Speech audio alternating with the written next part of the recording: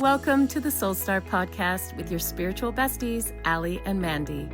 We're here to make your spiritual journey fun, relatable, and inspiring. So let's raise your vibe and ignite your soul together.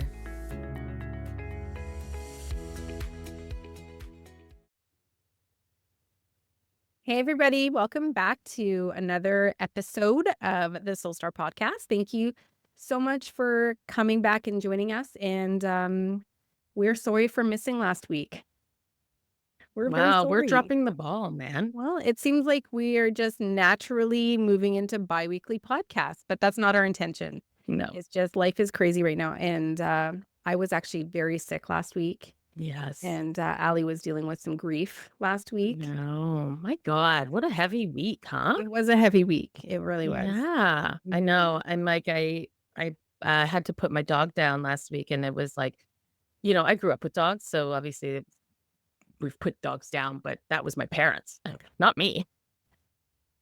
So this was like, I felt like a big grown up because I had to be the one to do it. And so now I'm like part of me wanted to be like, Mom, can you just, can you do this? Can you take her here? I don't want to do this. I don't want to make the decisions and all of that. So yeah, it was definitely a lot different being on the side of making the decision, being there with her while was being put down. It's a terrible word.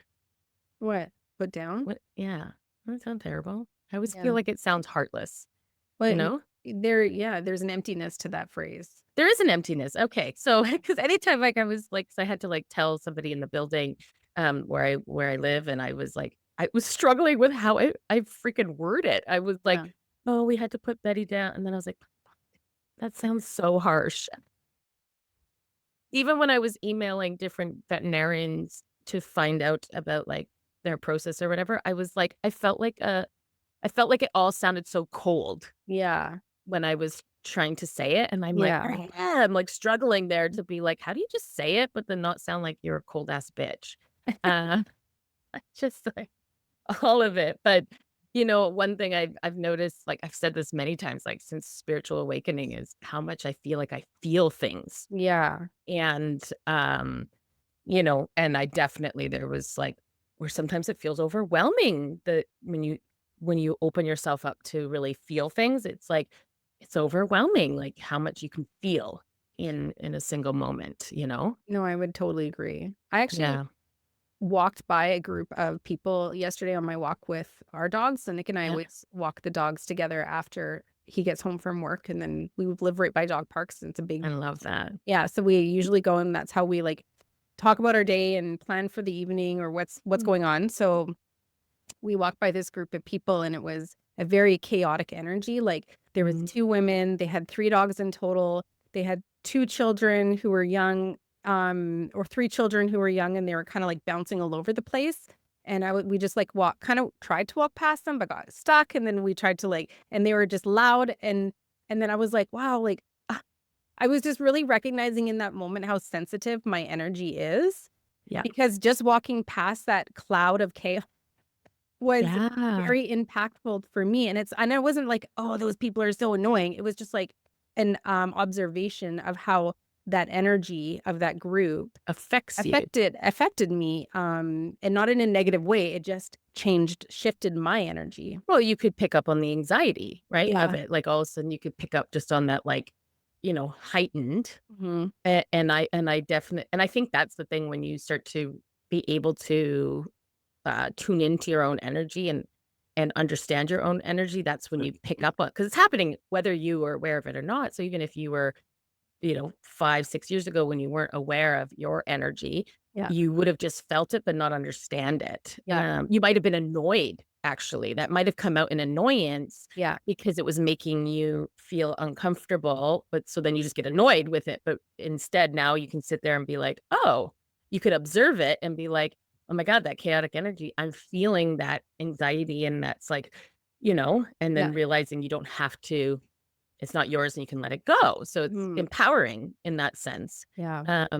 I realized after the fact, because I'm such a bad intuitive, the fact I should have bubbled my energy when I went to bring Betty in to be put down. That's such a terrible word. Let's say be put to Put to rest. rest. Put to rest. To cross the Um, bridge. crossover. To cross over to endless ball catching and swims and cookies. Cookie. But I realized I was like, oh my God, I'm like, dummy.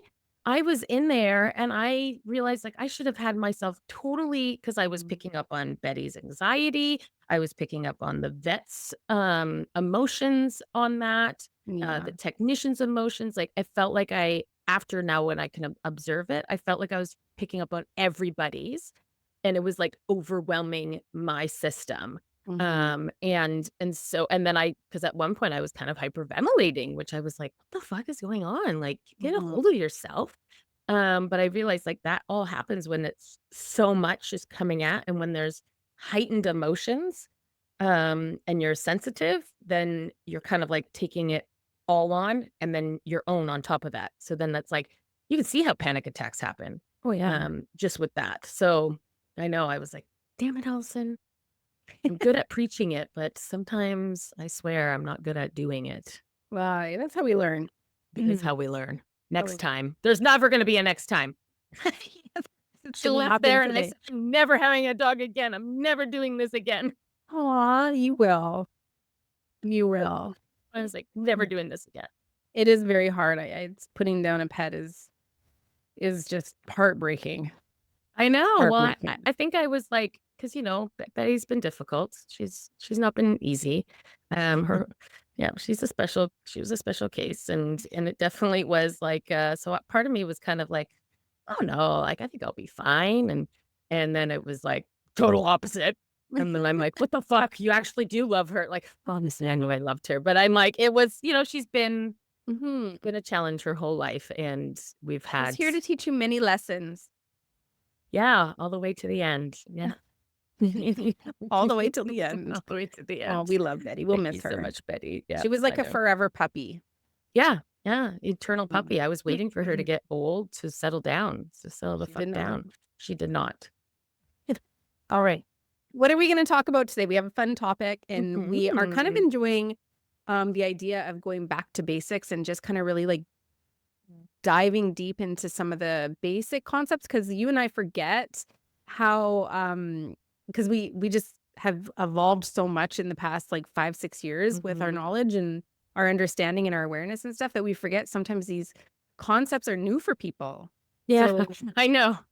And so we're like, "Oh, what crazy thing we talk about?" And then it's like, the thing is that there's waves of people awakening yeah. and we're seeing more and more and so then it's like, "Oh shit, like, no, we need to go back to basics." And when we talked about soul contracts, that was the first year Yeah, so of the podcast. So we're we've gonna revisit soul evolved. contracts today. Yeah, yeah. We've evolved since then and Oh, to yeah. have different perspectives and stuff. So I was like, yeah, we need to like talk about it and expand upon it. And I love that actually because we did talk about it in the first season of the podcast, which was like 4 years ago, 4.5 years ago, Mhm. and we were still very new and developing our Yeah. intuition and our understanding and our awareness, so our perspective on soul contracts has shifted and changed so much because not only did we have just that basic kind of concept of soul contracts, now we have experienced and we've read soul contracts and we've understood soul contracts from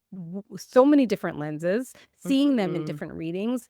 It's we have lots to share today. I know. I'm like, I'm gonna go back and listen to the first one because I'm like, it's just interesting. We were just baby We intuitives. were babies. It was babies, just little babies, Allie and Mandy. So okay, let's just start off with what the heck is a soul contract and where can you find soul contracts? Yeah. So a soul Boom. contract is um how do you explain it? It's basically an agreement that your soul has made with another soul before you incarnated to play a certain role for one another in this lifetime. And Mhm. so you make this agreement and you agree upon what role you're each going to play in the astral, like in the spirit Spirit world realm. when you're Yep. planning your life. And then you come into this incarnation and you play it out in real time.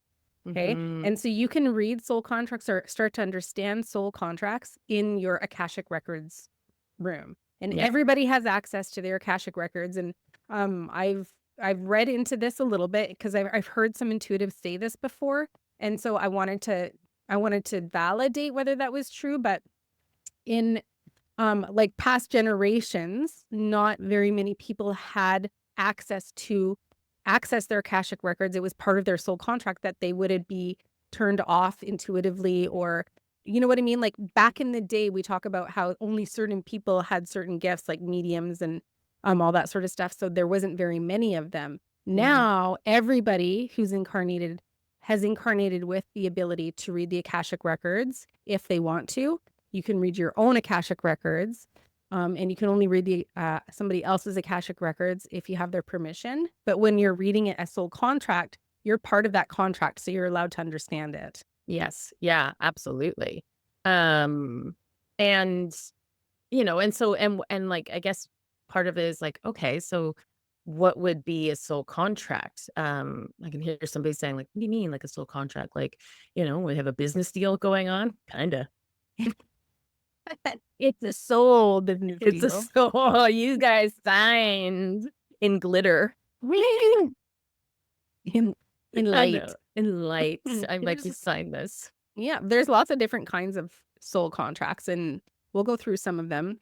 Mhm. There's obviously a karmic contract, Yeah. right? So Yeah. when we are in an incarnation and we're living a lifetime, so we all have lived multiple lifetimes.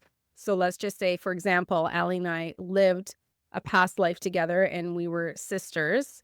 Um, so we were playing out whatever lifetime we were playing out, and we created some sort of karma with one another. Mhm. We Like, could I then murdered you or something, you know? Like, I offed you and that's I was like, all done with murdering people, and so I was one of her victims. So in this lifetime, we would look to heal that karma, Mhm. or we would play opposite roles, or whatever it is to try to heal that karma and have a karmic contract together. Yeah. So this often shows up in like intense relationships or repeating patterns that push you to grow and to heal, right? Yeah. I remember, one soul contract that we had read for somebody. Was it a soul contract? No, no, I think that was like a past life. Like, we'd read this past life, but realized inadvertently when we shared it, the person was like, "Oh my god, like, that's kind of like a mirror of my relationship right now with my sibling." And Mhm. so it was like we read that past life, but also realized it was a karmic, contract. And so that one, I think it was the past life, our client was disabled or had some type of Her brother was disabled.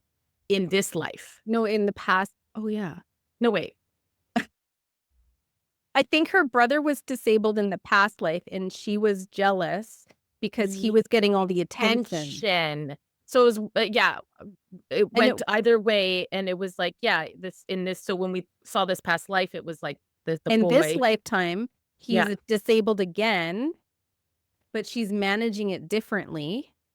Yeah. There's no jealousy No, in I thought it was like it was the opposite where it was like then she had to deal with chronic illness and Yeah. in a sense had to play out what it felt like. So even though like in that past life there was jealousy of like you getting all this attention, Mhm. like everybody's doting over you, all these things, but then it's like but you don't understand what it felt like to be in his body, Yeah, to, uh, be disabled or to be sick or whatever it is. yeah, And then in this lifetime, because I believe that she's has chronic illness and yeah, stuff, and now it's, like, experiencing the flip sides of that karmic kinda cycle to be like, yeah.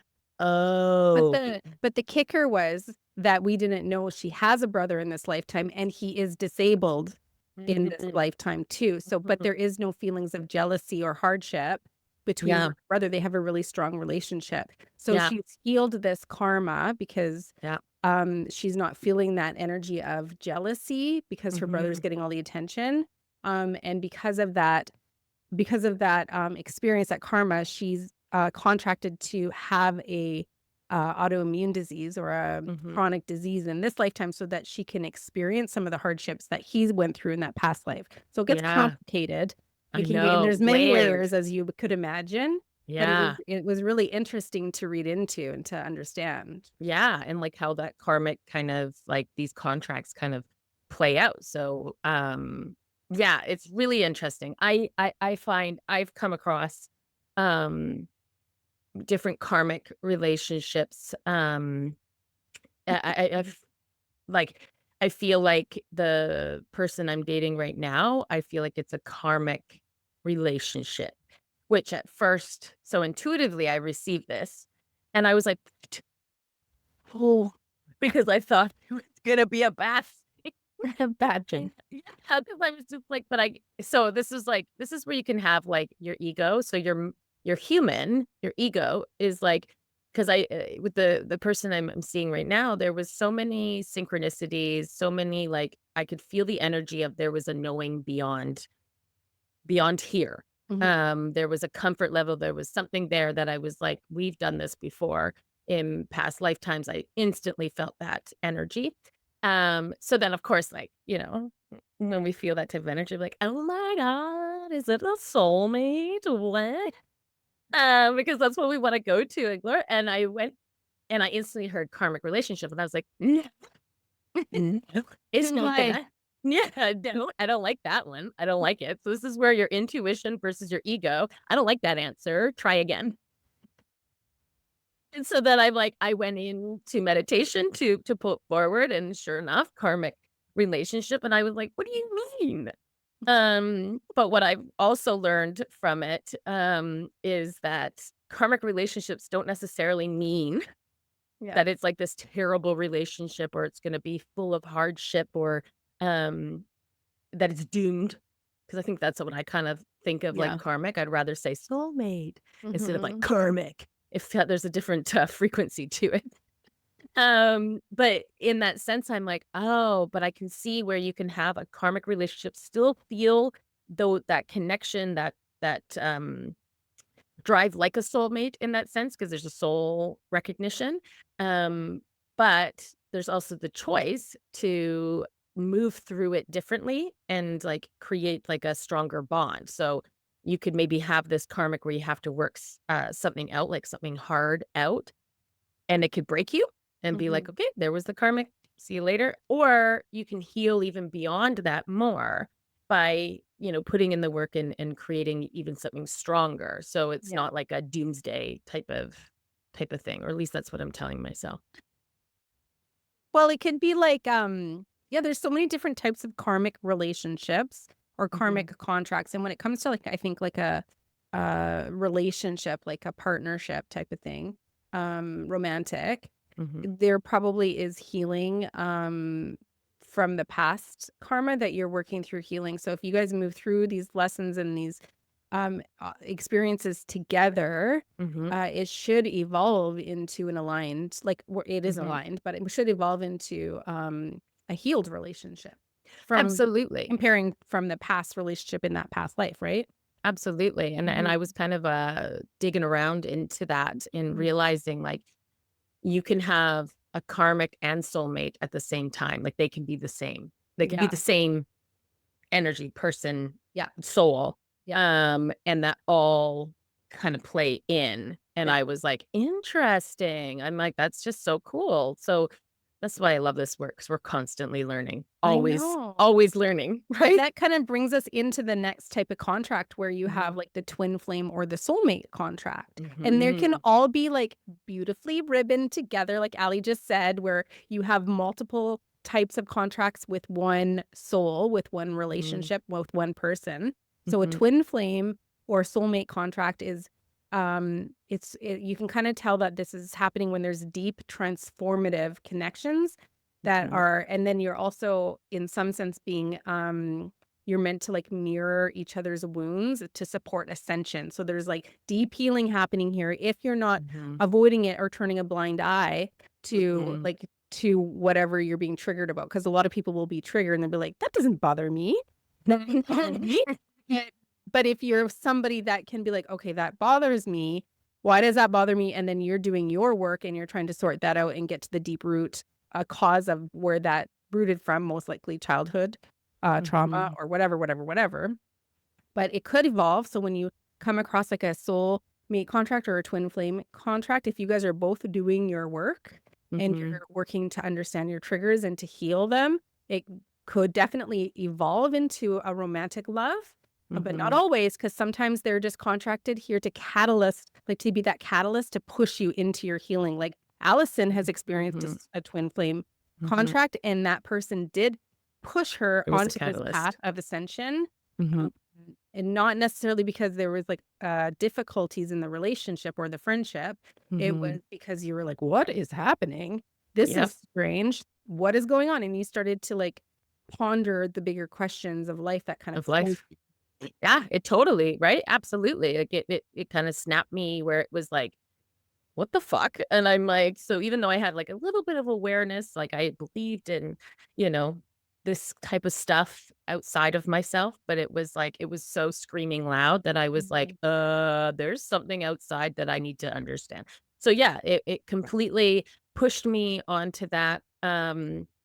I can see where and I think that the thing is with, like, twin flames and soulmates, just the differentiating between the 2, like, twin flames is essentially the same soul essence, As split you, as you, so let's just say, like, my soul has split into 2, um, bodies, 2 you're meat having suits. two different experiences at the Yeah, same at the time. same time. And so then though, like, that's what a twin flame is, that then you can sometimes come together. And that's where that mirror kind of comes in. And definitely I agree. I agree that there's some absolutely that they're meant to do this journey together and trigger and heal and do it together. And it's super amazing. And then there's some that um you're kind of like being this teacher back and forth, maybe energy, this push Mhm. and pull, this trigger, but maybe you're just meant to kind of come together to like, elevate each other in whatever way that is, and then see you later. Like Mhm. when that job is done, that's done. And it's funny because that was my experience with that. And I can see it, and who knows if the twin flame will come back in my life to disrupt more shit. Because I feel like my twin flame came in and, like, catapulted me into this spiritual awakening, right? Mhm. Then when that was and then, like, having me open my eyes to my mirror, like, it was like the veil dropped, right? Disappeared, and then came back and was like, "Dude, I showed you something last time. You saw it." And that was my marriage. Mhm. And then you dropped it, and I did, right? Then I was like, "Okay, I'm back to comfort, cozy comfort." Came back in, like, whoop, highlighted it again, and then to push me on to my next, like, journey where I ended up, Mhm. but then, gone again. And so that's the soul contract, right? Like, that's that soul contract for that. And then a soulmate, I believe, is, 2 different souls that have incarnated multiple times, especially in that, relationship lover type of role, right? So Yeah. there's a comfort Yeah. there, and they Yeah. usually play that. Yeah, and you'll definitely recognize those souls because and it can show up as like a romantic relationship, but Mm, also a friendship. Like I'd say, absolutely. even in a sense, you and I have a soulmate contract Mm, in a way because you definitely trigger the shit out of me yeah, you and triggered the shit out of me. he forced me to do a lot of healing. I just it's so crazy. I'm like, we've had so much, like, at the beginning of our journey, it was you triggering me and like this, and it's been so great. But it's been like, but also Wonderful. it has, and it's taught me so much. Me Like, too. right? Like I just find even just in my relationships, just navigating relationships in general, you and I going through our triggers and all of that, but because we were coming from we were both on the same page and could see the higher picture and could understand it, we could remove ourselves from ego in that Yeah. sense. Yeah. And it wasn't like we get triggered and then be like, "Fuck you, see And you be later." mad. Yeah, Yeah. yeah, it would be like, and even if we were mad or angry, it was like we could move through it because of where we were at, Yeah. um, in our mindset, in our evolution, in our, yeah, I don't In our even know what to say. ascension. In It our just it ascension. expedited our healing journeys It did. being in this type of friendship, in this, Yeah, business, and this partnership together, and yeah, for sure, we have a soulmate contract that for is sure. Yeah. contracted to push each other to evolve faster than we would have otherwise. Yeah. And we've done many lifetimes together, Yeah, yeah. in that sense, on Earth and off Earth. Still playing the galactics. Yeah, let's go, sister. It's so yeah, like, it's just so interesting. So, like, when you kind of feel that strong connection with somebody, like, when you kind of, like I know all of us have been like, "Man, I feel like I've known you forever." Mhm. Dude, man, that's a Have. soul contract. You Yes. have. You've had past lives together. That's what's fun to go check it out, to be like, "Okay, so what has it been?" Mhm. It could be like you and your sister, you and your Mhm. sibling being like, "Oh my god, I feel like we're just so," or like, "I feel like I've mothered her," or I kinda take on Mhm. this mothering role and there's just something that you feel like there's something beyond this, and then going in and seeing a soul contract also connected to past lives, it's really freaking fascinating. Yeah, it's so fascinating because it helps you understand your current relationship and why each of you show up in the way that you do. Because if you are Yeah. in more of a motherly role with your sister, like Yeah. I am with my sister, Yeah. more of a care or like worried about her overall like care Mhm. for her, right? Mhm. Um, because most likely I've played a motherly role for her. I was her mother in a past life, and probably the most recent lifetime we had together. Yeah, and so Right? then you kind of have that blueprint. Yeah. You had one like, you looked at it with Aubrey, your daughter, right? We looked at the soul contract, there. So, like, even being able to understand Mhm. why she does certain things that she does in this lifetime, when you were able to understand that soul contract and the past lives, like, Yeah. some of the most recent, um, it was like, "Okay, so she needs a little more, affection or attention because of," you know Yeah. and And that could even be also karmic. yes, absolutely. There's, Mhm. like there's layers to it, but then Mhm. also, being able to, like, help heal that, not even doing that like, just by doing the energy work in the past life, Mhm. but also helping support the changes in this life. Yeah, yeah, and hold space for that, Yeah. right? So, again, it comes with, um, an understanding. So you're able to kind of you might be triggered and then all of a sudden be like, "Ah, wait a minute, though. This Yeah, is this is because of this." I always find it helps me. me too. Yeah, Mhm. in that sense. Mhm.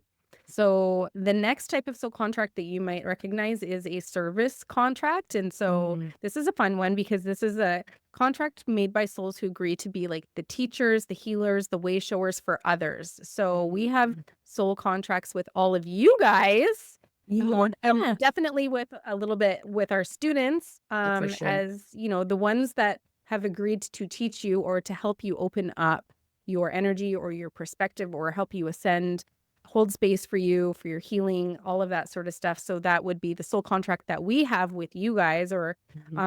with the people in our lives that we're doing that with naturally. So even if you're a healer or somebody who is really good at listening and holding space for somebody who's going through something difficult, that could be a soul contract that you have with them to just play that role for them. And Mhm. then you're the one that is just there to help them through difficult times. Yeah. So these souls who have these types of soul contracts often feel like a mission or a strong purpose, like early on in age. To So help people. to help people. So like the Mhm. nurses, the doctors, the Mhm. psychologists, the people who just truly want to help humanity, like the philanthropists. I almost said that wrong. I Like would have those loved it. people. I I saw the know. word in my head and then I got tripped up. Yeah, that's happens Mhm. all the time. Yeah. Um, I totally you and I have seen this, where, like, our students, we see that, when our students come, that we've have a soul contract, we know each other on a soul level. The students know each other on a soul level, like, when you're in the Mhm. cohort together, and it was just, like even just, like, last night, it was proven, I had a reading with a client, and, she was just like, "I don't know what it is. I just felt this instant, like, recognition, this, like, connection that I was like, I need to get a reading." And she was like, "It's so weird." And I was like, "It's not weird." And, because we just know, like, that's the case. And then even after the reading, she was like, "Oh my god, I just feel, this, like, such a strong pull towards you." And I'm like, Mm. "That is the soul."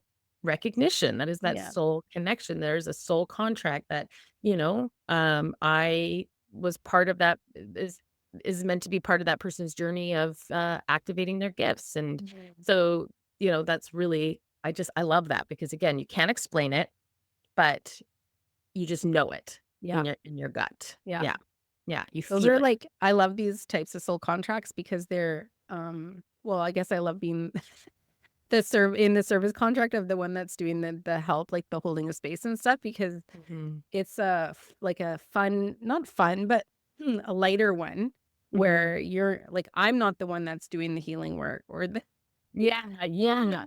I'm the one that's holding the space for the person doing the hard work. So Yeah. it's a nicer type of You're contract like, on "I'll this take that side. one. I'll take that one." Not the actual in it doing it.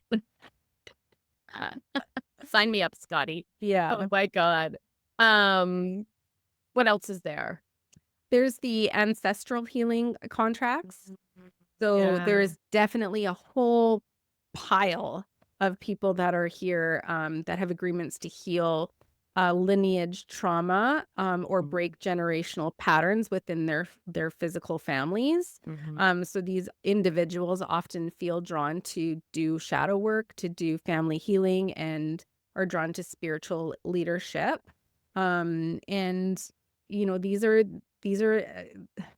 this is a hard one because there's a lot of responsibility that's felt by these intuitives, and usually the people who are doing the generational work or the healing the lineage in the family, from what I have seen, are quite aware that they're doing things differently than what their family has been doing it. So there is this sense of responsibility and this heaviness that they can feel on their shoulders, like Mhm.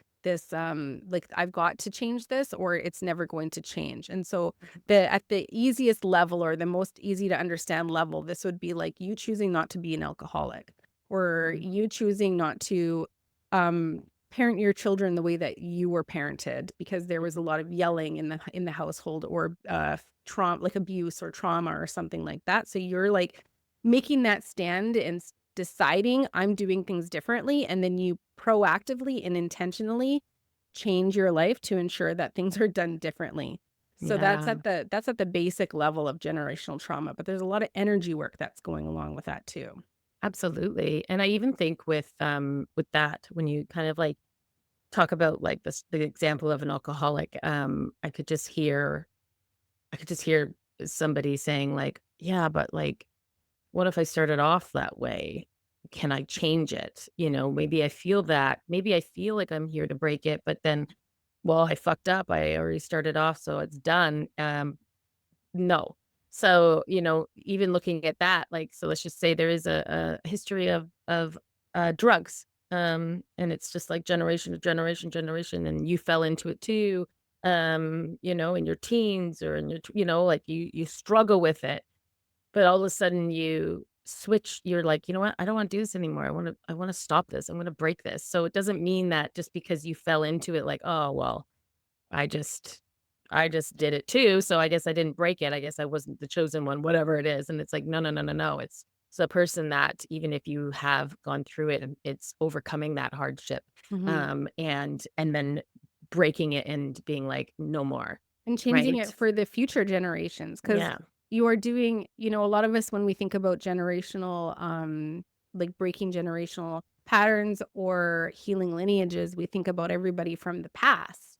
Yeah. But we never really think about all of the ones that are coming like after us. Mhm. So if you're doing that work, you're creating that pivot point Yeah. within the lineage so that moving forward, the future generations aren't dealing with this pattern or this mindset or this whatever it is that you're doing. Mhm. And I want to talk a little bit about like because I'm thinking it's coming to me, and they're like a lot of people hold um shame around having children, like, like the mother having children at like 14, or the Mm. daughter having a child at 16, Mhm. and then her daughter having a child at 15, and so that sort of thing, and that would be a generational pattern. And I keep receiving this, and I don't know why, but so somebody must need to hear it. But Yeah. it's not necessarily a bad thing that you're having children at that age necessarily. It's maybe the belief system around it, Mm. right? Mhm. That there's a Because stigma, that that there's a there's this negative. that you're a Yeah. teen mom, like, who cares? You're a teen Mhm. mom. If that's what is happening, that's what's happening. Mhm. And if you choose to break that for your future family, then go ahead and do that if that's your intention. But for those that have already had a child when they were a teen, um, that's just a program, a societal program Mhm. that's wrong, but maybe it's not wrong. Do you know what I mean? Mhm. And Mhm. maybe Mhm. that was right for your family or for you and for your soul contracts and all that sort of stuff. So there's so many layers that go along with that. So don't want anybody to feel shame around that. Mm-mm. Mm-mm. But to maybe look at it from a different lens or a different perspective and then decide moving forward if that needs to be shifted for the generational pattern that's happening and lighten and coach and help the Yeah. future generation to change that if that needs to be changed, but maybe it Yeah. doesn't need to be changed. Yeah, absolutely. I'm like, I could see like in that instance where where it would be passed on is like the mother Mhm, who had then going to their daughter and being like super fixate, like you do not want to do what I did, you do not want to mhm. do what I did. So like don't do this, don't do that. Like there's so much where the mother then puts it on to the next generation because that's their own, which Trauma. then was put on from their mom, like it was their own traumas with it. Mhm. And so in that sense, you're breaking that aspect of The releasing that shame. the shame because the mothers are Yes. just putting it on to the next one, onto the next one, onto the next one. Yeah. And that's the breakage, not necessarily the age, like you're saying. Yeah, so maybe the point of that whole awareness for us was that it's not necessarily the act, it's the energy around it. So, like, Yeah. having children at a young age, but also, maybe you do have parents or multiple parents on the mom side that have been alcoholics, but you want to enjoy a drink or two here and there. Mhm. So maybe Mhm. it's the stigma or the shame you feel around having a drink once in a while. You're not Mhm. necessarily an alcoholic, or just because you have alcoholics in your life doesn't mean that you're an alcoholic if you enjoy having a glass of wine or a beer Mhm. or something or two once in a while, making Mhm. sure that you have it in check. Of course, you're not reliant or dependent on it. There's that around it, but I think Mhm. a lot of this generational trauma or generational patterning that we need to break is more about the programming And around and the the projections. projections Yeah. that the parents are putting on, right? You're Yeah. projecting your own stuff, so it's like Yeah. breaking that, Yeah. right? Yeah. Yeah. It's Yeah. the limiting beliefs that kind of weave through the times that we are Yeah. Absolutely. placed. And I think, like, also, like, the soul contract, like, so the person that's been contracted in a family unit to maybe break it up, I think they can often be described as the black sheep of the Mhm. family, right? Because all of a sudden you just, like, plop this one in and they're like, "No, I do it this way," and everybody's like, "What are you talking about? We do it this way." So you kind Why of are like you so difficult? yeah, what is wrong with you? And so you're the black sheep because you're going and being like, why do we have to just keep repeating the same pattern? Like we just keep doing and we keep doing and we keep doing. And it's like, if it's not working out, then let's try something else. Yeah. But that's like gets your head turning, right? And I think we see that even in society.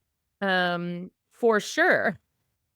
I'm like, I feel like, we see it over and over and over, whether that's in politics, right? Where there's maybe a pattern, a comfort zone, and it's like, well, no, because like, and you stay stuck. Mhm. And so in society, when we kind of stay stuck because it's always been this way, we don't want to look outside of it. And it's like, but has it been working? Maybe not. So Mhm. like, why don't we take a chance and try something else to see if that works? And that's kind of the person, the way shower in the family unit is kind of like they don't really know what it's going to be like, but they're taking the risk anyways Yeah. to do that. I also think like people maybe not necessarily in a family unit, but it can also be like the trailblazers, Yeah. those Mhm. people that are like what's her name? What's the older lady that kind of like with the spiritual? There's many older spiritual. I know, she's like a big one. Allison, I can see her with her short blonde, short curly. Sylvia Brown? No, Okay. the next one would like do the trance channeling. Jamie Butler? Oh no, she's dead. Oh, she's dead? Yeah, That would have been helpful to know. she's dead. I know you know. Oh, Dolores Cannon? There we go. And You know, like she's that person that was like planted in. So it wasn't necessarily in a family unit. It was in a collective. yeah, And this person was planted in to freaking break open and be courageous and say like she was for her the time. oh Yeah. yeah. And she she was the one. definitely had soul contract with everybody that she resonated or that resonated with what she was saying or whatever. There was a soul Mhm. contract of some sort for her to wake them up or to turn on their light and Yeah. all that sort And of so stuff. she was breaking in a sense this like ancestral like or just this collective ancestral like this there a switch happened. Yeah. She was meant to switch and make this more in the mainstream and she sure did and that wouldn't have been an easy freaking contract to do. Like you No. needed to have a lot of Courage. yeah. Yeah, I Well, would she not have been clearly that. mastered courage in past lifetimes because she probably didn't struggle with that as much in this lifetime if she was able to put herself out like that. So good I for you, know. Dolores. Yeah, you're amazing. It's funny because, like, you know how we've seen where, like, we're seeing, like, parents that or, like, you and I kind of came online, kind of started in this role, like, it wasn't when we were in our 20s, it was when we were moms or we had kids, Yeah. all these things, and we're kinda like, "Damn it, I wish we do this when kids were younger and all this stuff," but it's like, why is it just now? And we've seen it where it's like a lot of people around our age, are kind of coming online, and it's to clear the pathway for our kids, so it's Mhm. easier. So in that sense, Dolores was like that on a bigger scale. Yeah. She was clearing this path to then allow, you know, this day and age, people to come in and own it and feel Mhm. safe to do it, Yeah. I or almost feel safer. I almost feel like our children, the age that they are kind of like the transition Mhm, period children, whereas mhm, like the millennials are all turning like becoming conscious and aware and turning on like online and understanding and taking a mhm. higher perspective, all the stuff that we talk about and that we're sharing and that anybody that's interested in this. So we are all coming online later, not later in age or like but in life, but like later than say our children are. And Yes, then we have the children that are being born right now who are basically coming in totally aware already. absolutely, And and it's so the all on kids that are in purpose. between us, like the kids, they're gonna get it from both ends. Mhm. Absolutely, So right? that They're they are gonna seeing. yeah, they're gonna turn and I've even noticed that with Jace, like the things that he's been saying to me recently or the questions or the awarenesses that he's been having. I'm like, I know what that You're like, yeah, it's kind of like it's kind of equivalent to our generation of when the internet came out. So mm, we lived and knew how to exist prior to yeah. the internet and stuff. Yeah. And so we experienced that enough. And then we also experienced when it did happen. So it was two dynamics Mm, in that sense. So that's kind of like equivalent to that. Where totally. yeah, They yeah, didn't have which is like experienced life both. before Mhm. spiritual awakening and after. Yeah, And it's, yeah. And yeah. moving through this, like, harder time, and then even in the sense of seeing, because there's, definitely we've seen people coming on I say it coming online because it feels like Their lights are it turning on. yeah, the lights are turning on, the awareness is happening, the pull, the need, all these things. We've seen, people that are retired, in their 60s, 70s all of a sudden being like, boom." I'm Mhm. having this spiritual awakening, what the fuck? And then also then sitting there and questioning and being like, "Why? Why? I'm retired. What was the point of this?" And we've seen like that they are a different wave. They were meant to come online to awaken that stage. And Mhm. it's all to hold the frequency because the earth is rising in its frequency. The frequency is rising and the collective consciousness is rising. And the more bodies, the more people that are in that frequency, Mhm. the easier it is to help lift up the collective. And so that's when you're kind of seeing like these people and all these waves, and their purposes are all different, Yeah. right? So Yeah. doesn't mean like you're 65, 70 that you're like, my God, now I have to start a business, like, or I need to start reading for people, or I need to start doing energy. What the hell? Like, I want to be retired. And you're like, no, you just need to like follow this and then live in that frequency. Yeah. You're just needed to be in that frequency. You just need to exist Nothing in that else. frequency. Absolutely. That Yeah. is your mission, your role. So it's really, really cool. I know. I know. We have 2 more types of Yeah. contracts that we can chat about. So Yeah. let's share a little bit about the challenge or the catalyst contract. So these are soul I don't like these Alli's ones. like, "Ugh." These are hard ones because these are the souls who agreed to present an Says obstacle in 1, your 2, 3, life. 4. The What's time, that? right? The time 1, right 2, now. 3, 4. Yeah, Yep. 12, 3, 4. And I was like, they're like, yeah. I'm like, yeah, this is a Yeah. big one. This is a Okay, big listen one. up, everybody. This is a big Okay. one. So these contracts are souls that have agreed to present obstacles for you, betrayals for you, or hardship to spark an awakening. So Mm, as painful as these relationships can be, they're often turning points in people's lives. So these were mhm, contracts you agreed with their soul that they would come into your life and be a dick so mhm, that it would force you to make a pivotal point in your life that placed you on a different path. So, which is where you're meant to go. So, like, these are the mhm. cheaters, these are the So like, abusers, yep. these are the difficult family relationships or dynamics. These are even the obstacles in your career that don't make Mhm, any sense. mhm. Or, Injustice and yeah, unjust or in, feel awful yeah, or yeah, the absolutely. hard ones. These are the hard These are ones. the relationship that you had that, um, you know, like you say, like the physical abuse or somebody Emotional who abuse. was Yeah. A yeah, narcissist. somebody everything, like all Mhm. of these really difficult the parent that abused you Mhm. growing up, and then it's even like the small ones. It's the small ones. It's somebody being, sexually attacked, and they're not in their life for that Or long, like, there's bullied. yep, bullied, like, for me, definitely was in a work environment where a boss kind of took, their position, for granted or used it, and their power, and for me and it was, like, making my life a living hell, and it was awful and all of the things, but it was my catapult Mhm. to part of because I feel like I had multiple different, like, trigger points to This get was me your catapult to that branch to where the you met twin your flame. with Yeah. Yeah, it was my catapult to so it was like the universe was trying to get me to move, and I was comfy cozy, and I was like, "Fuck no." That's your Um, pattern. my pattern, it's my pattern, okay? I'm still learning. And so then this soul contract, came in to make me so uncomfortable that it forced me to Mhm. do it, and so that means, like, on the other side, I would have been like, "Okay, if I haven't caught on to this, because like, you're gonna sit there and be like, I know my soul. I'm stubborn as fuck.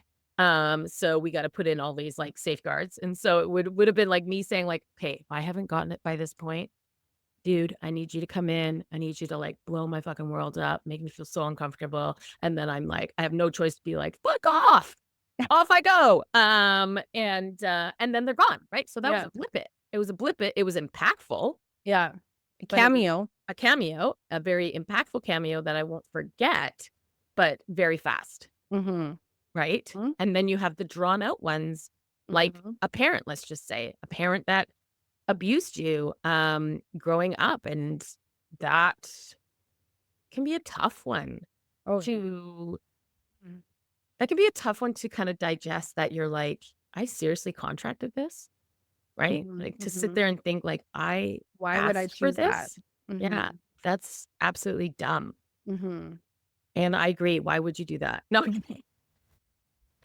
Go to your Akashic records and find out. you should have a stern talking to your It's spirit most guide. likely a karmic contract at the same time.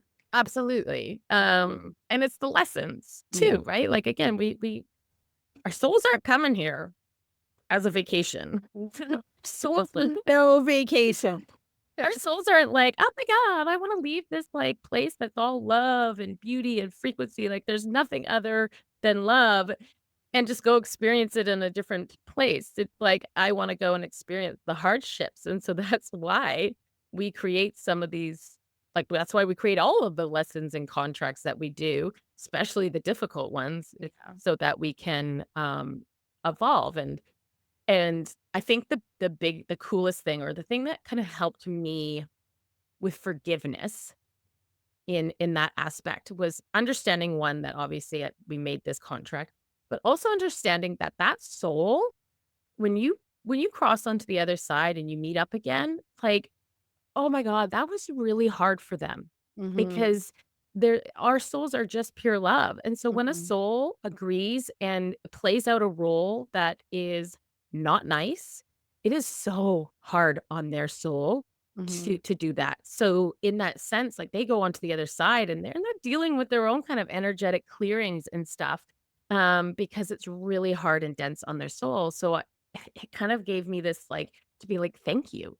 Yeah. Right? Like, in a crazy way, thank you for fucking upturning my life and being that way because you played a role for me that was difficult for your soul, Yeah.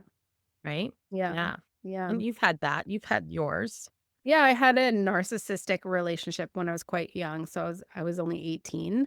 But I had it early on in life so that I could make sure I aligned with Mhm.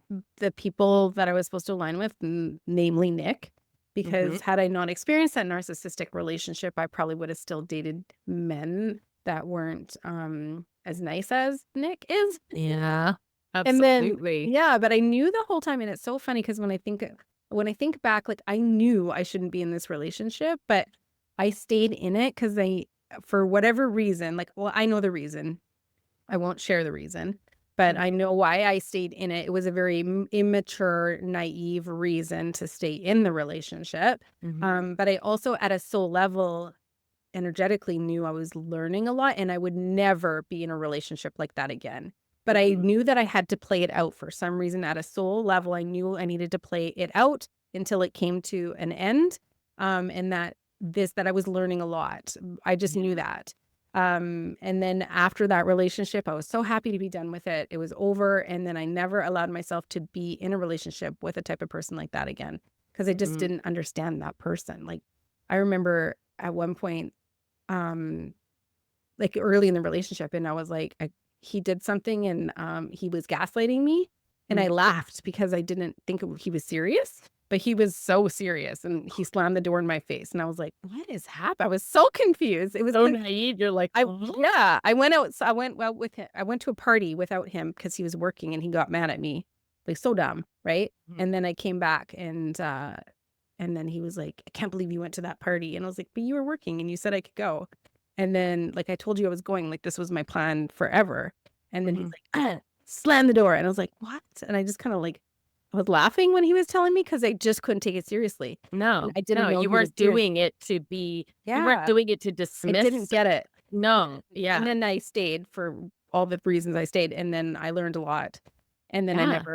and And never, that's why you stayed, your yeah. soul stayed because Mhm. you were meant That to. was a soul contract Yeah. between us. It was the challenge or the catalyst contract, Mhm. maybe even a karmic, contract Absolutely, and at then you some think level. of, like, how much were you teaching him as well, Yeah. Yeah, absolutely, and right? and it's interesting because I hold no trauma around that.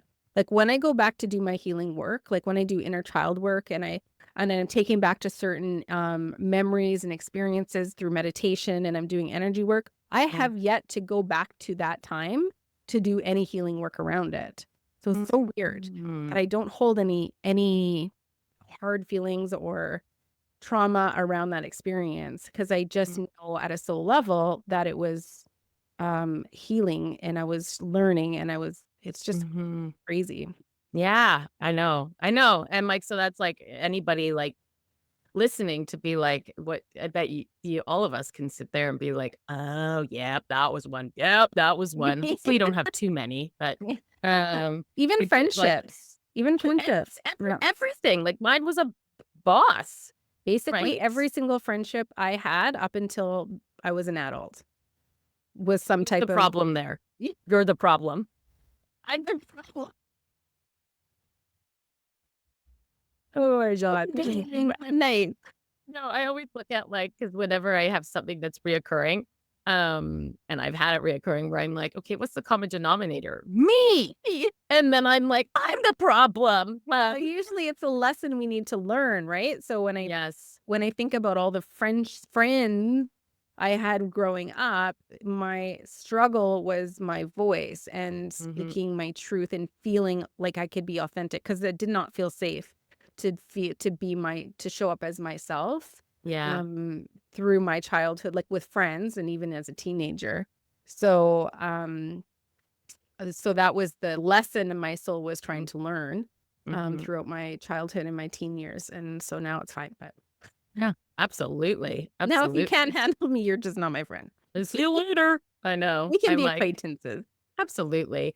Well, and you can even see, like, when there's people in your life that you clearly trigger and have no idea why, like, you realize that there's a soul contract there that their soul obviously contracted, for you to trigger them, for their own lessons in Yeah. their own, Yeah. healing and stuff like that. Absolutely. Because Yeah. sometimes we're the teacher and sometimes we're the student. There's always, yeah, and sometimes we're both Yeah. in Especially some those long relationships. term relationships. You Yeah. switch it Yeah. back, Yeah. type of thing. And so what's the last it's not the last one, these are just common one, Yeah. obviously there's many more, but what's the last one we're gonna talk about today? The supportive contract. So these are made with soul family or members of your soul group who incarnate to support you. So these show up as Mm, best friends, as mentors, children, or partners who just get you and or mm, help you evolve. So, and I can think of a couple soul contracts like the supportive contracts in my career. So there's certain people that I mm, can pinpoint in my career that just believed in me and that yeah, gave me the opportunities that I needed in order to get to the next step or to push into a new role or whatever it was, or who pushed me to do certain things because mm, they knew I would excel at it. And had they not been there to do that, then I don't know what I'd be doing. But mhm, you can think mhm, back of on certain people in your life that just sort of played a role where they just helped you evolve or help support you through a difficult time or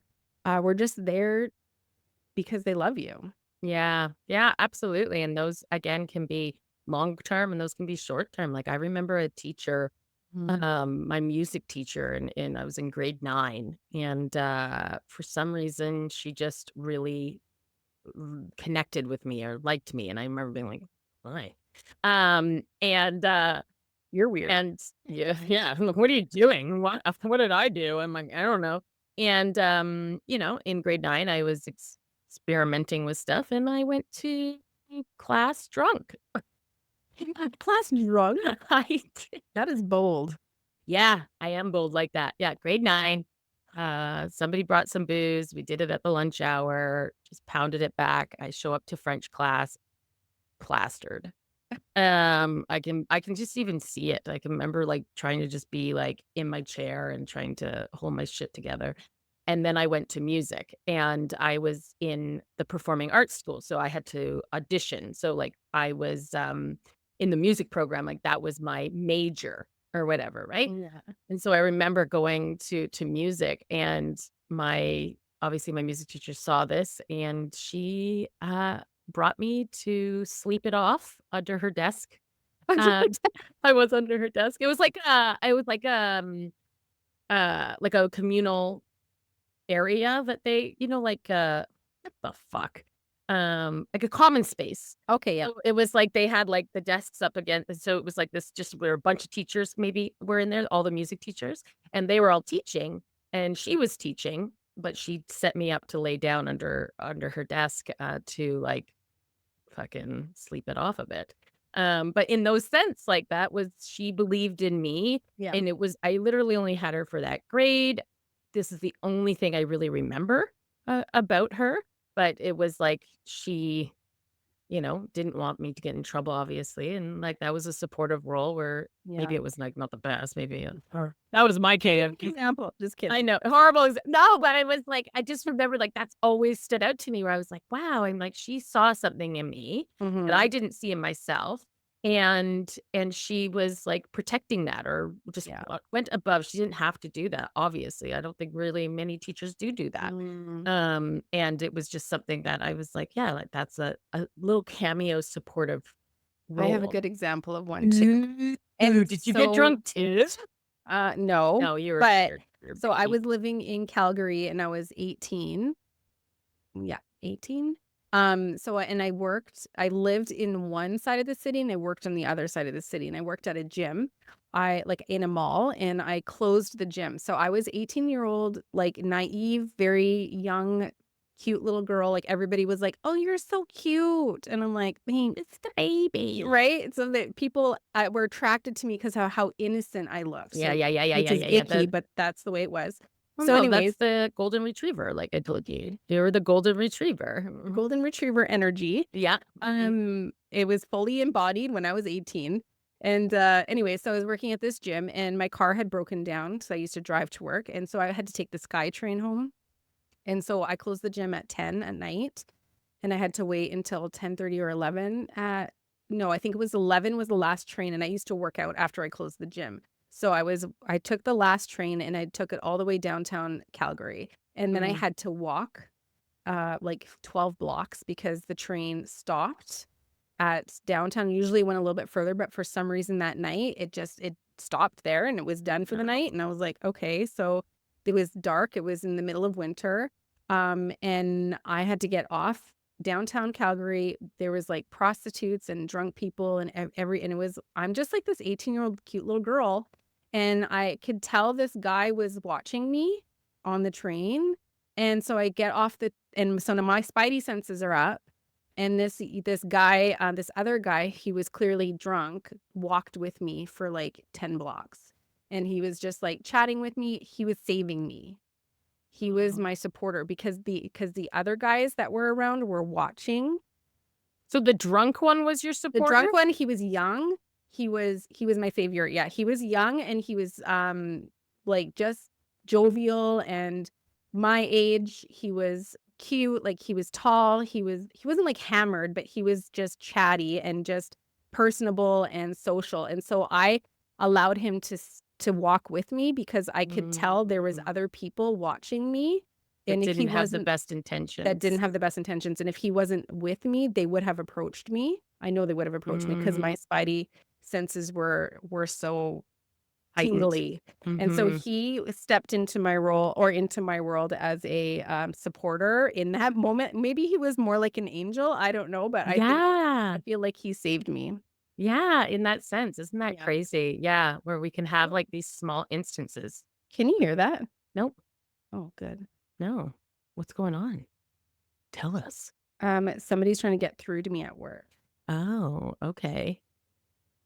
Do you Give need me to take a 10. break? 10 minutes? Oh, I thought you were, like, telling us to give you 10 minutes. No, we're live. Live. Give me 10. Give me 10 minutes, guys. We're just gonna take a little break. We are about to wrap up anyways, Yeah, we are so about to wrap up. So, yeah, so soul contracts, so cool. yeah.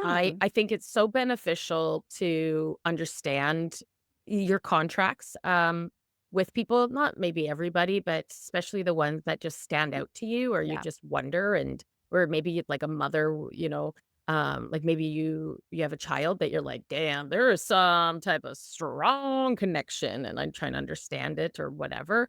It's just so interesting. So, Yeah. um, in that aspect, we decided to put together a little different type of reading. I don't even know Yeah. how long. I think it's just going to be like a just for fun. Don't even know if we're going to keep it listed, but to do a specific reading on soul contracts for you. Yeah. I Mhm. think for the month of May, we can have it available, so we'll do Mhm. a discounted rate on soul contract readings. Mhm. Mm. These will be 45-minute readings, and you can share up to 3 soul contracts that you'd like to read into, and it Mhm. will depend on how complicated and how much detail is received in the reading on how many of the contracts we read into. So it'll Mhm. be like you'll either that's why so put them in priority in the order of Yeah, priority. priority. Yeah, which one you want the most. Yeah. Don't put that on the 3rd spot, may not get to it. Yeah. But yeah, so, like, where we can go and understand and let you understand, like, what is the soul contract? Maybe if there's any past lives connected to that to, shed some light. It's so cool. So we are going to offer so for our podcast listeners, you'll get first dibs, at, booking it. So regular, it's 155 Canadian, but for $97 Canadian. Yeah. Um, For the month what's of the code? May.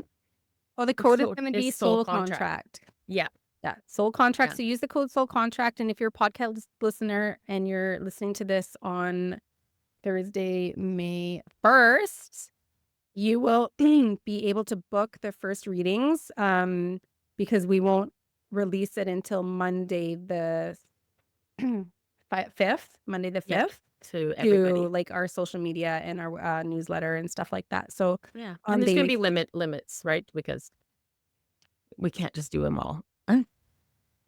It there takes a will lot be of energy, right? It takes does take energy because we're going to your Akashic records, that's on a higher frequency, all of the things and pulling it forward. So, yeah. yeah, like, it's kind of fun just doing a little niche, reading and, have some fun with that. So, yeah, if you're interested, check out our website at Soul Star Energy Collective and, check out the soul contract reading. Yeah. Awesome. All right. Well, we will hopefully be back next week, but Freaking knows life nowadays. happens. Yep. And we just are very grateful for you continuing to join us. And if you think that anybody would enjoy this podcast, we would love for you to share us with your friends or your family. Anybody who might be on this awakening path or who's interested in the woo a little bit. We have lots to share. And we would love a review because that is how more people get to know us. So leaving a review really goes a long way. And we would appreciate the time that it takes to do that. So thank you all so much for being here, and we will see you next week. Bye.